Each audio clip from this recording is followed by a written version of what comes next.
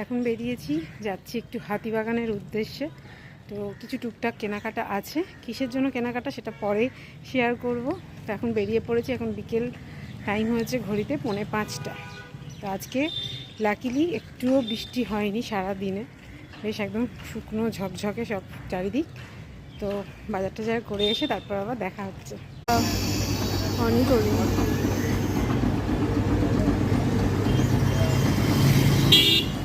আজকে জামাই ষষ্ঠীর ভিড়, হাতিবাগানে প্রচণ্ড ভিড়।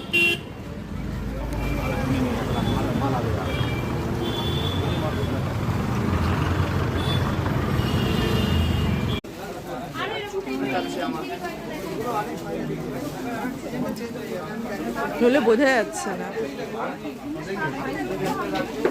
আঁচলটা দেখ।